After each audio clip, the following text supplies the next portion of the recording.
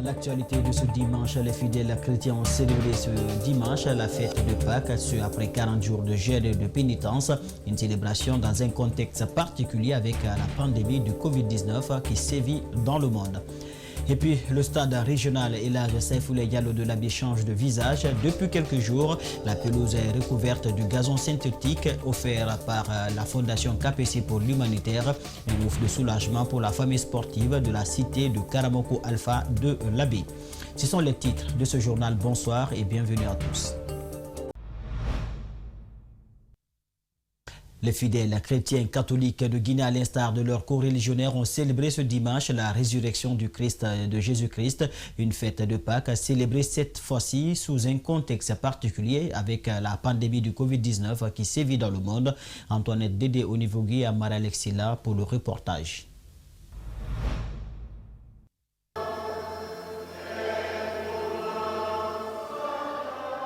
Après 40 jours de jeûne, de prière et de partage, les fidèles chrétiens de Guinée ont commémoré la résurrection du Christ cette année dans un contexte sociopolitique plus ou moins tendu, doublé d'une crise sanitaire mondiale. Dans son homélie, l'archevêque de Conakry a interpellé le pouvoir public à prendre le taureau par les cornes. Je souhaite vivement que des actions urgentes soient menées pour prévenir la violence sous toutes ses formes. Il s'agit des actions d'éducation et de formation à la culture de la paix et de l'amour. Il s'agit des actions favorisant l'acceptation de chaque Guinéenne et de chaque Guinéen comme un membre de la famille nationale.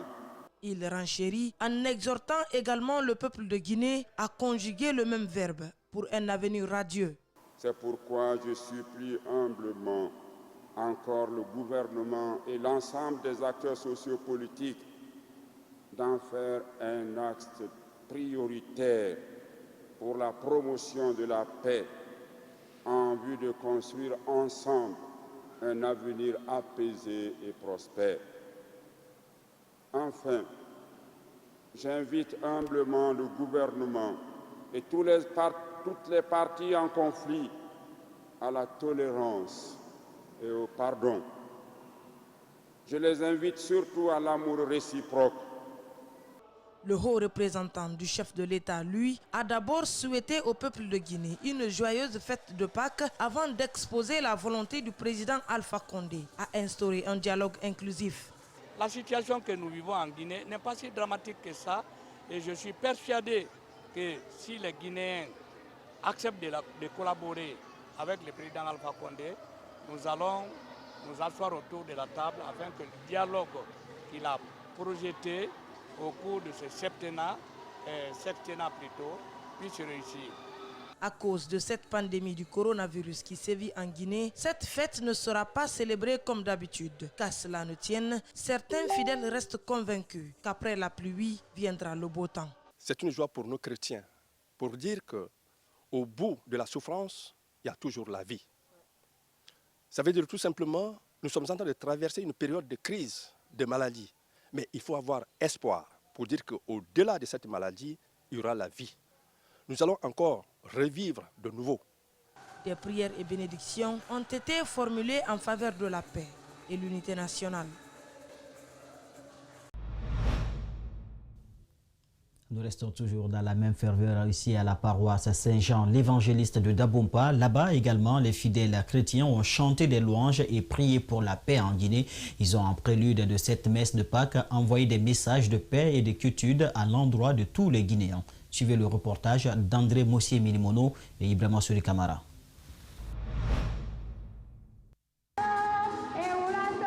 Ici, à la paroisse Saint-Jean l'évangéliste de Dabompa, la messe de Pâques a été célébrée sous le signe de la paix et de la réconciliation nationale.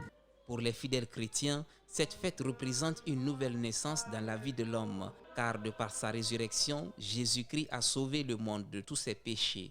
Et après 40 jours de jeûne, de pénitence, de partage, les jours de douleur sont derrière nous. Cette fête que nous fêtons, ce n'est pas la joie qui soit mort, mais la joie qui soit ressuscité.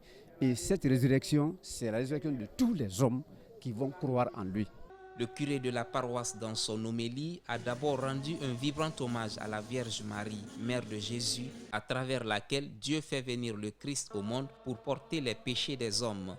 Il a ensuite invité les fidèles chrétiens à ne plus revenir à de vieilles habitudes malsaines après avoir été purifiés de 40 jours de pénitence et d'abstinence. Marie, notre maman, que nous aimons tant et qui a suivi son fils pas à pas jusqu'à la croix, joue un rôle primordial dans l'Église. C'est elle qui a dit oui à Dieu pour que la volonté de Dieu se réalise, pour que l'humanité soit sauvée. Ce sont des chrétiens qui témoignent de par leur vie, dans tous les milieux de vie, partout où ils sont, que Jésus est vraiment ressuscité. Des louanges, des cantiques et prières ont été dites en faveur de la paix et la quiétude en Guinée. Les fidèles chrétiens ont profité de l'occasion pour appeler les citoyens à un changement de mentalité. Nous avons besoin de vivre dans l'amour. Nous avons besoin de nous aimer les uns des autres. Parce que cette planète Terre, ici à Conakry, en Guinée et partout à travers le monde, c'est un don de Dieu qui n'appartient à aucun pouvoir politique. Je suis certaine que si nous faisions les choses comme ça se doit, on changerait la face de notre pays. La fête de Pâques est aussi célébrée dans un contexte de crise sanitaire liée à la pandémie du Covid-19, auquel s'ajoute la maladie à virus Ebola. Le lavage des mains et le port de masques a été imposé à tous les fidèles à la rentrée de l'église. Bonne fête donc à tous les fidèles chrétiens de Guinée et de par le monde. Les caniveaux entre Fossidé et le rond-point de la T6 ont été assainis ce dimanche matin. Une initiative des jeunes de Yataya afin de rendre saine leur localité.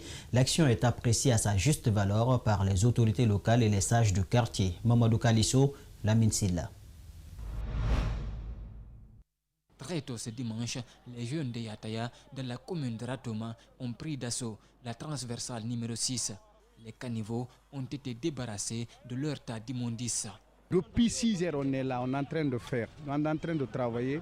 Tout ça, ça y va dans l'intérêt de la population de Yataya. On a dit que chacun doit balayer devant sa porte. C'est un quartier zéro saleté, zéro ordure. C'est notre slogan, nous les jeunesses, nous les jeunes de Yataya. Les citoyens ont été sensibilisés pour utiliser les points noirs, les poubelles, à défaut de s'abonner dans une PME. Et surtout, on appelle à tout le monde aussi. Comme déjà, il y a une PME qui est à côté, qui demande à tout le monde de s'abonner. On demande à tout le monde d'accepter de s'abonner.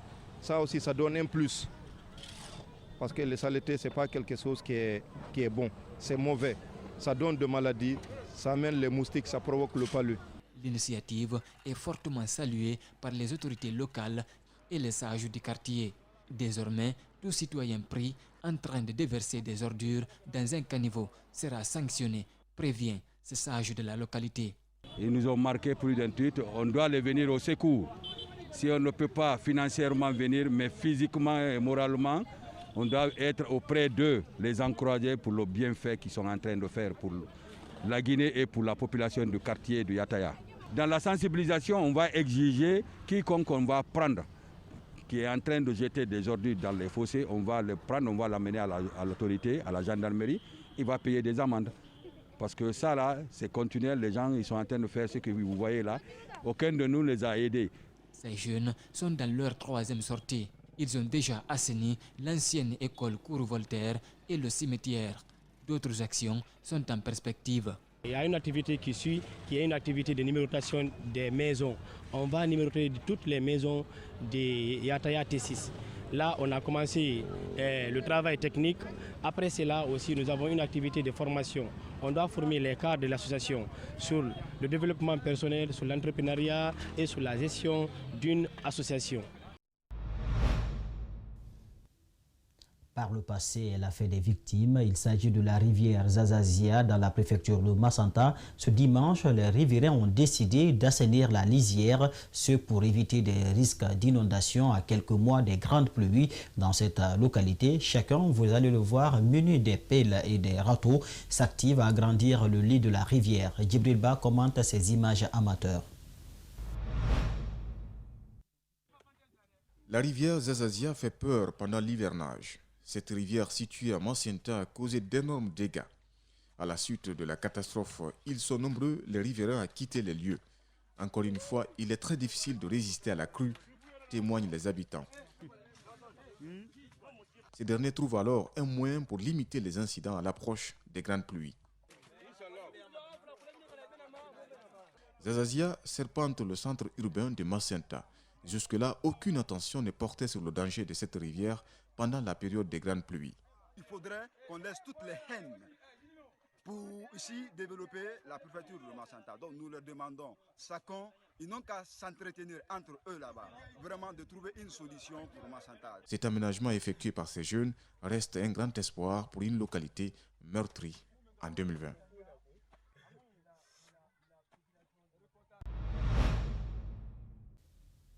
Je vous l'annonçais au sommaire de ce journal, la pose du gazon synthétique offert par la Fondation KPC pour l'humanitaire à la Ligue guinéenne de football professionnel. Enfin, une réalité au stade régional Elhadji Saifoulaye Diallo de Labé. La poussière a complètement disparu au profit du gazon qui donne une belle image. La famille sportive de Labé est aux anges avec ce geste énorme de la Fondation KPC pour l'humanitaire. Les réalisations attirent des curieux qui viennent apprécier l'effort des investissements. Alpha Ousmane Ba, Sidi Bari, Thierno Oumar Tunkara.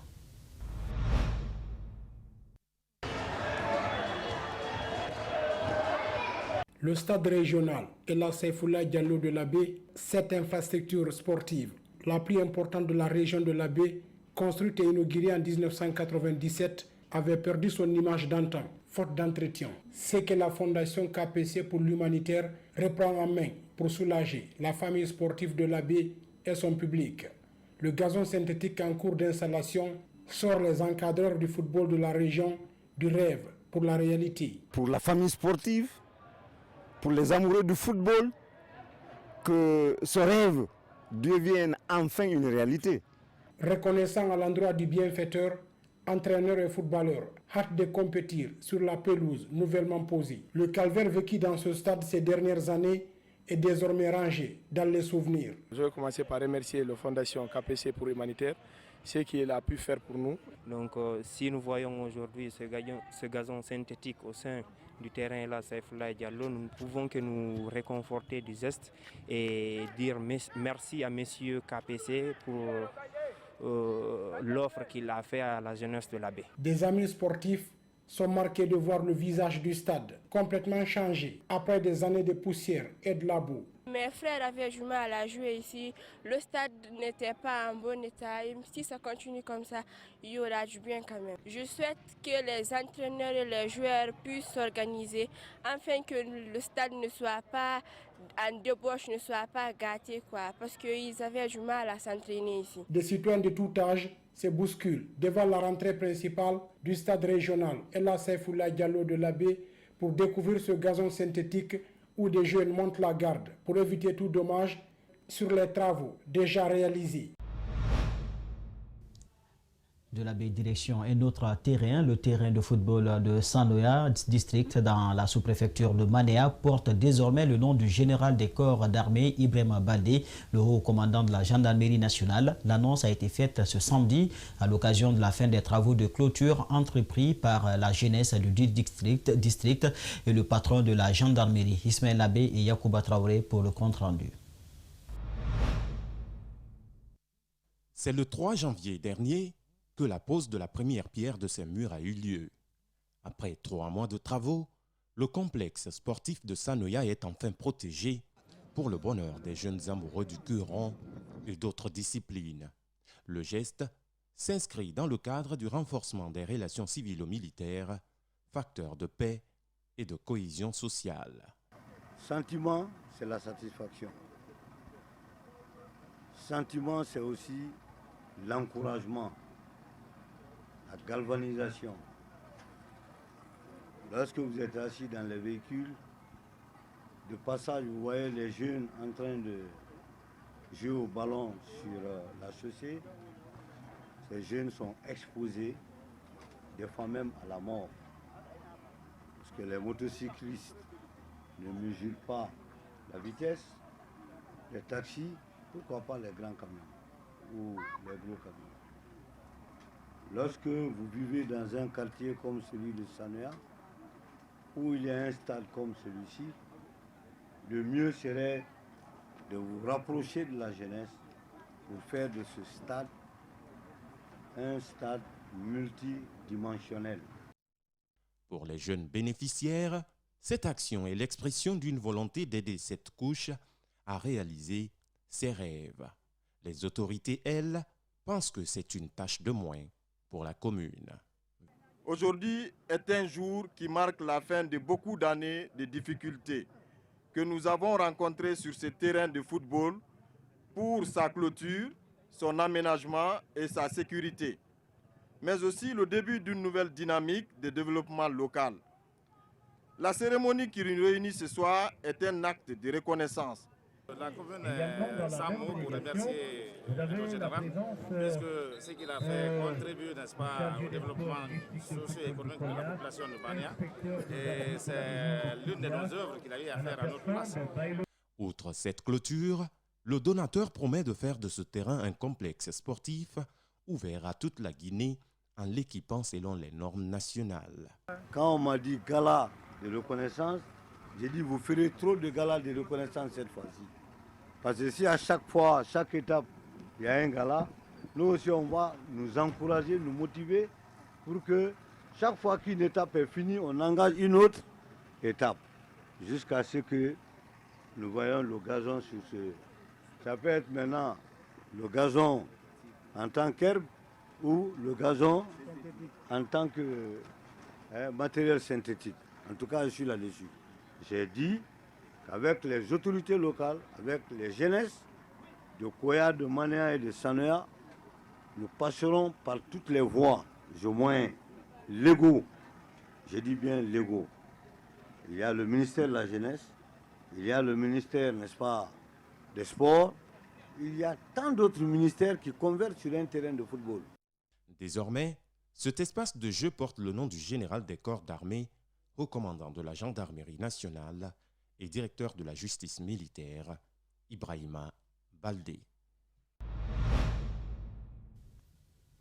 Le dansman guinéen star du moment et l'un des artistes les plus populaires sur la toile est mort samedi 3 avril des suites d'un accident de moto survenu dans la nuit suscitant une grande émotion sur les réseaux sociaux. Abraham Makolé, alias Navigator, est mort sur la route nationale. Il s'est rentré en collision avec un gros camion à Dabompa, haute banlieue de Conakry, et a rendu l'âme sur place selon afroguinée.com. Paix à l'âme de l'artiste qui se faisait appeler le robot Macador. Et c'est la fin de ce journal coordonné par Djibril Ba grâce à l'assistance technique de Lamine Sidibi Abouakar Fotesouma. Merci à tous de l'avoir suivi et au revoir.